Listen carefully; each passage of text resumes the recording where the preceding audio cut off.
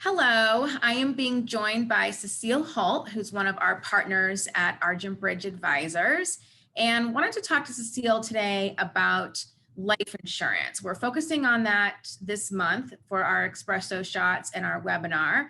And I have a question for you, Cecile. Just kind of walk me through a couple of ways that we would use life insurance in the most kind of basic way. And sometimes it's $1 million question, but it may not be $1 million.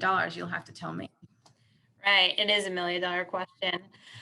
Well, the most basic approach to life insurance, or the most asked question about life insurance, is how much do I need and how do I determine that number? So I'm thinking of someone like you, Elise. You're married, you have 2 kids, and God forbid, what happens to your family if something happens to you? So they're, different approaches, and different professionals will think about it differently. But what I usually recommend to think about is, what are your obligations? Like, if you were gone tomorrow, what kind of debt, first of all, would you be leaving your family with? That might be your mortgage. It might be, if you have any outstanding student loans, or funding your children's college. I think, that's a good starting point. If you have a $500,000 mortgage, you would want to make sure you at least have a $500,000 insurance policy. So if something happened to you, then your husband could pay off that mortgage. And so kind of think of it that way first. What are your immediate obligations? And then looking in the future,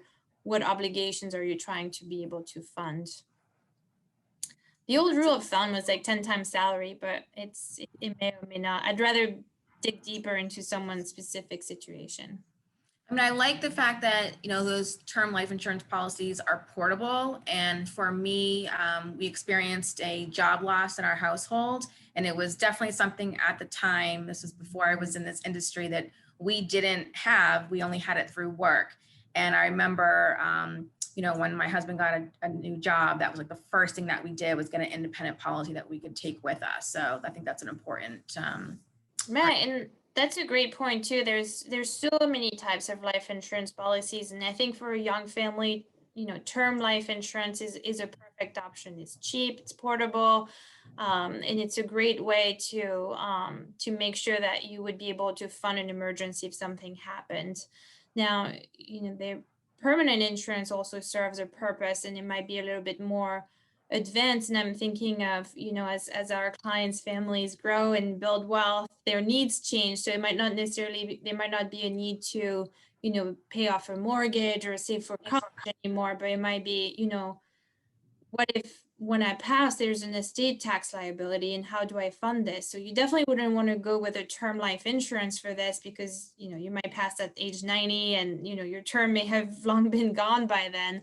But you might be able to carry a permanent life insurance policy into your old age. And if something happened to you, that life insurance policy may be able to provide you with a tax-free benefit, so that your heirs may be able to pay that estate tax liability without having to liquidate any assets. I'm thinking it's especially relevant for a business owner who passes with a business that might be valued at $20 million, but what happens if you have to pay $10 million in estate tax? You're not going to go sell the family business just to pay for the estate tax. So it can be a very powerful tool for this purpose as well.